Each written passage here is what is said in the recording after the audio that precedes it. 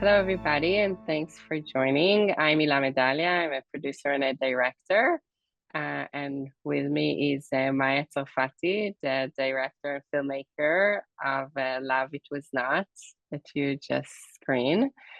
And I wanted to first ask you, Maya, how did you came about making this film?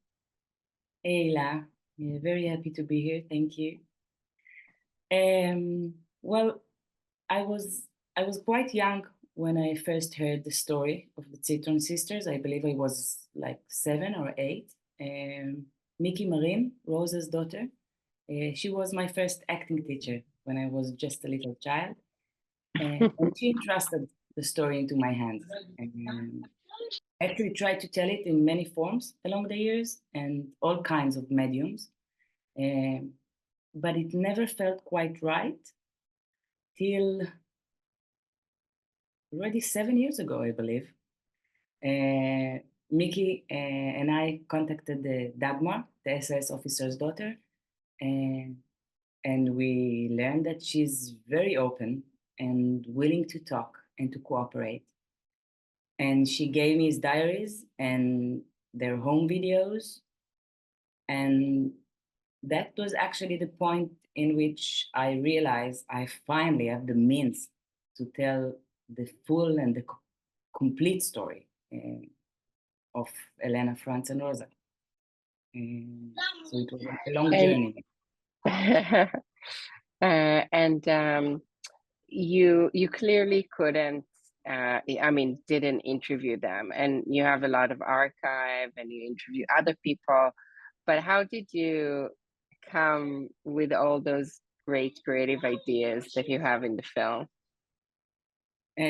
Well, that's true. When I started working on the film, my 3 protagonists were already gone. I did got the interviews, the home videos of Franz and Rosa, and Helena. It's from the Shoah Foundation by Steven Spielberg. And it was a big question because at that point I had a lot of other interviews, which means I have only talking heads. And well, film is a visual art, so I need to think about how do I show and not only tell. So I tried all kinds of things, but eventually I realized the answer lies within the story itself, because for most of his life, Franz made these photo montages of Elena, placing her in different clothing and different backgrounds. I believe it was a way for him to imagine an alternative life they could have had together. Yes, he was that naive or unrealistic. Franz did it in order to see the pictures he wanted to see, and I borrowed and developed the technique to see the pictures I wanted to see. I worked with 2 wonderful artists, Israeli artists, Ayelet Elbenda and Shlomit Gofer, and we worked with real archive footage from the period, from the war and the camps. And we made this kind of 3D multi-layered photo montage.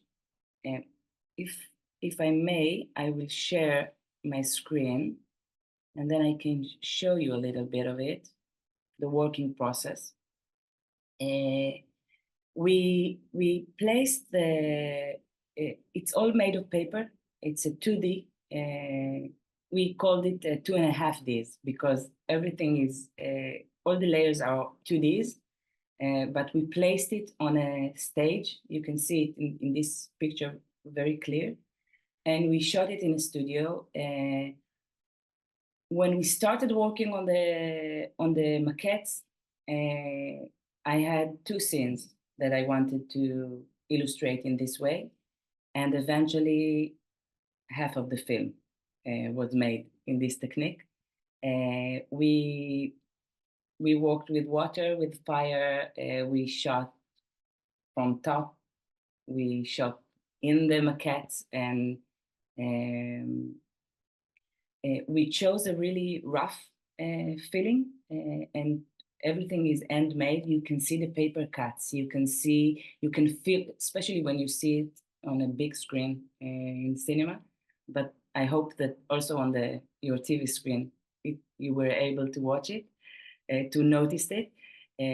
And the reason we chose it is so the audience will be able to distinguish in each moment of the film what is a real archival footage and what is illustration. Because illustrations, and we try to be as precise as possible. We made the maquettes after learning a lot about the way the place really looked like, but still, it's illustrations. It's my imagination. It's the imagination of Shlomit and Ayelet. So it was really important for me that the audience will be able to immediately realize what is watching.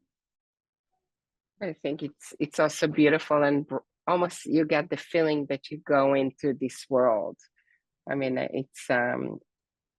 think it's like, at least for me, it's really added to the experience and made it very special and dynamic. And I read somewhere that you mentioned before that some of the materials that you had was from the Spielberg Foundation archive, and I read somewhere that you basically went there and you looked for different like testimonials that talk about them. Can you maybe talk a little bit about that? Yes. So as I mentioned, I had only the 3 protagonists' testimonies when I started working on it, and I realized I must find more. So basically, 2016 and most of 2017, I was pregnant. So at some point, I stopped. But for more than a year and a half, I went almost daily to Yad Vashem archive, and I listened to testimonies of women that were on the first 3 transports to Auschwitz, worked in the Canada facilities, and were originally from Slovakia. I decided that at least 2 of these elements should be in order for me to listen to the testimonies. It was tough period for me, but maybe it's a bit funny to say it nowadays with the current reality. And I listened to dozens of testimonies, and for my surprise, many of them mentioned the story of Helena, Rosa, and Franz, because they are sitting there and they are telling their own life story, and they are dedicating precious moments to tell the story of another woman.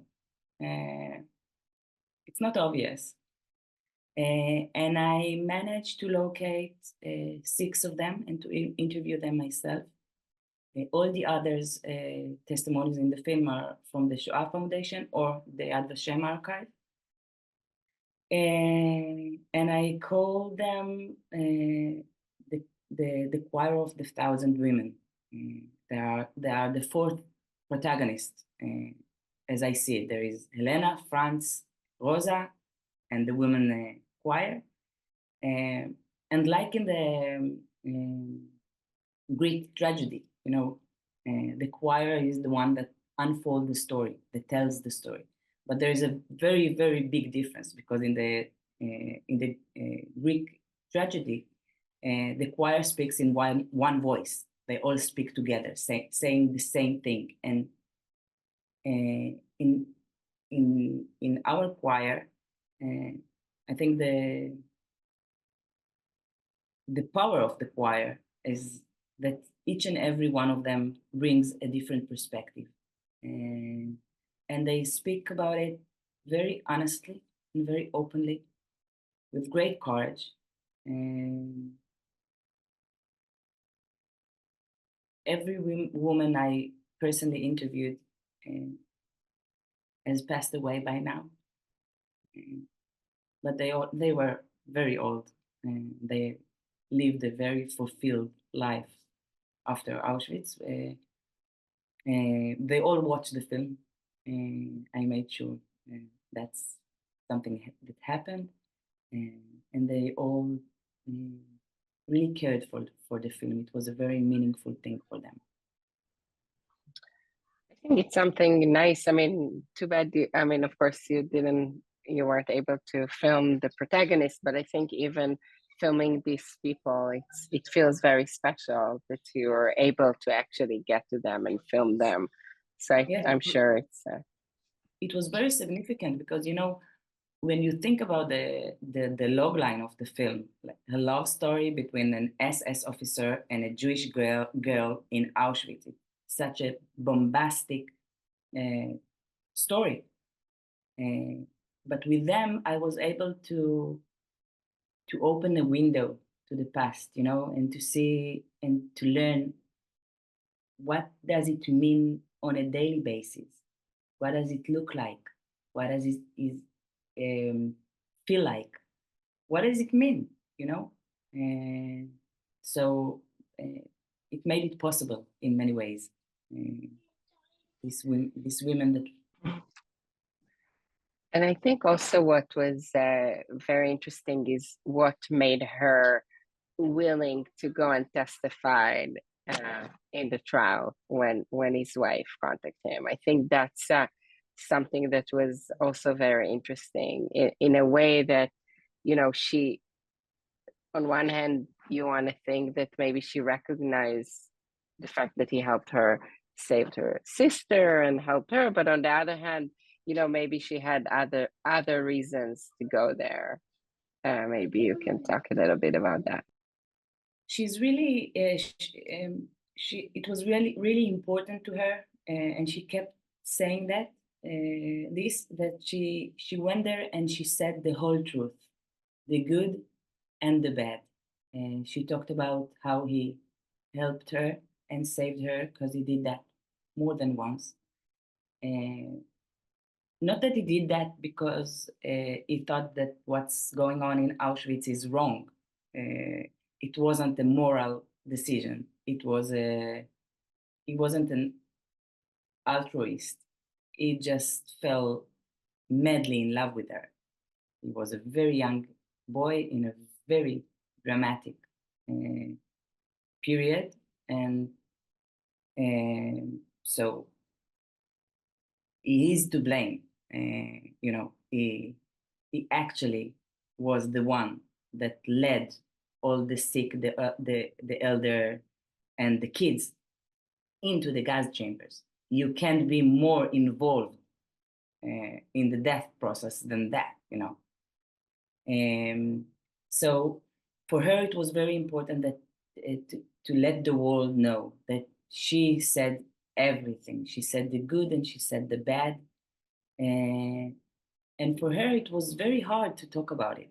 When I watched the first interview she gave was to Yad Vashem, and it was in start of the 80s.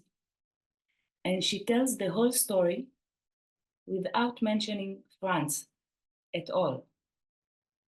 And there's a point in which the interviewer, it's Professor Greif, that interviewer in this specific interview, when he asked her, wait, but who's this officer that is saving your sister? She just cut the interview. She stopped it. She wouldn't talk about it at all. This is the start of the 80s.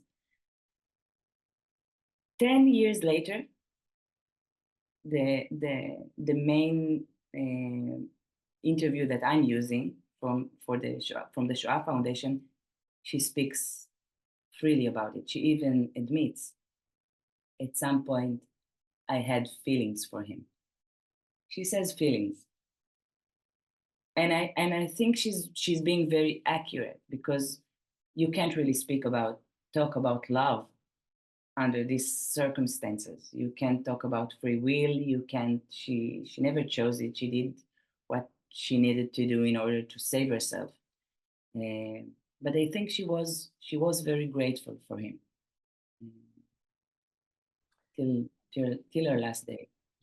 But I think it's also a process, sometimes with all the trauma and everything and the embarrassment. And I think that you could see in general within survivors, that when they were just released, they were so embarrassed of even talking about the fact that they're survivors. And over the years, it's almost became like, you know, look, we're survivors. Like, some people never spoke about anything That's till true. much later. So I think it's a process that a lot of them happen, maybe dealing with the trauma, maybe understand, like, they're so much into it that.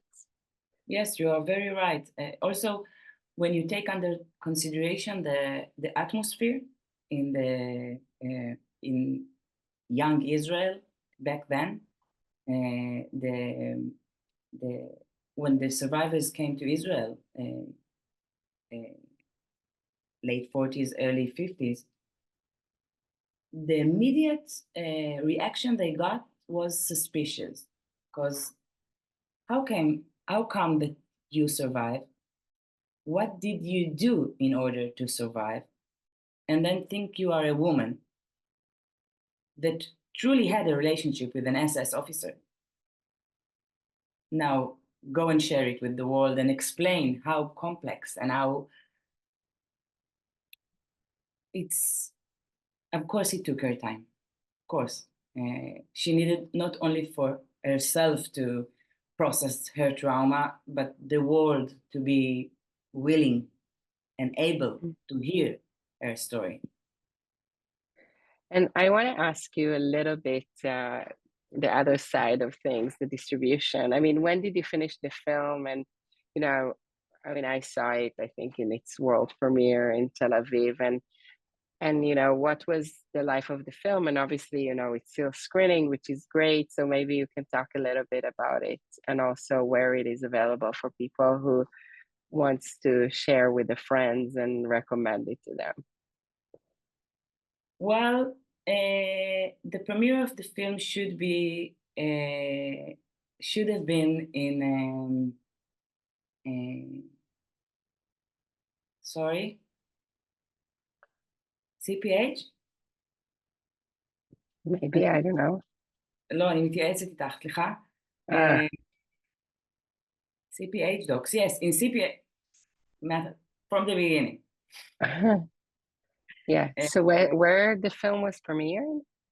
It should have premiered in CPH in Copenhagen, but the date of the premiere was March 2020. COVID. 3 days before the festival, it was canceled. The world shut down, so my dress was kept in the closet. Eventually, we had our Israeli premiere in Dock Aviv, in which we won the first prize. It was a very moving moment.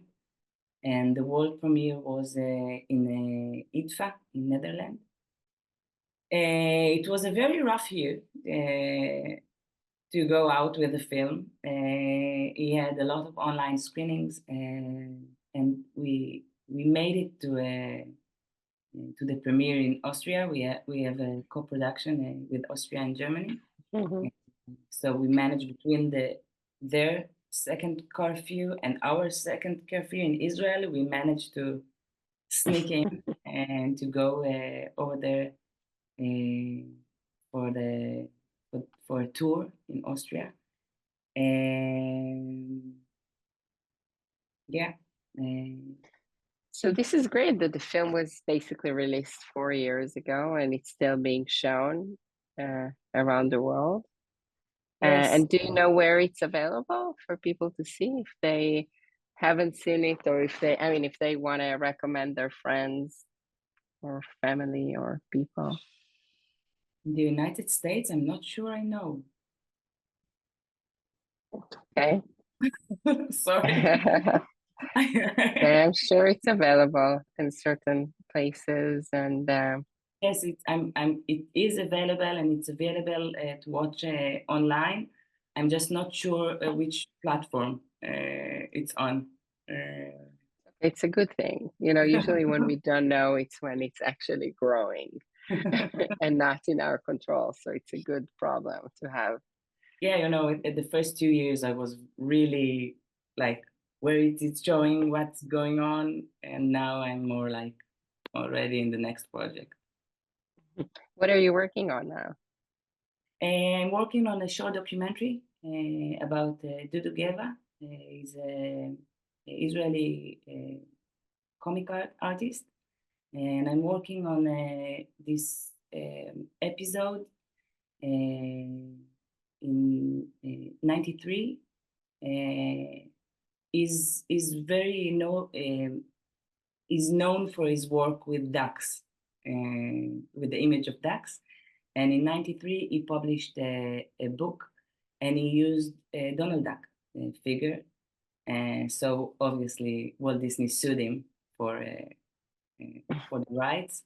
And I'm focusing on the trial, asking what is art, what is homage, what is intertextuality, and etc. It's basically a movie about what art is. It's a very not Holocaust subject. I took a break. All right. Thank you so much, Maya. And I hope many people see this wonderful film. And good luck with all your new projects. Thank you, Hilla. Thank you. It was very nice to meet you here today. And thank you for all the Thank you. audience and everyone. Thank you.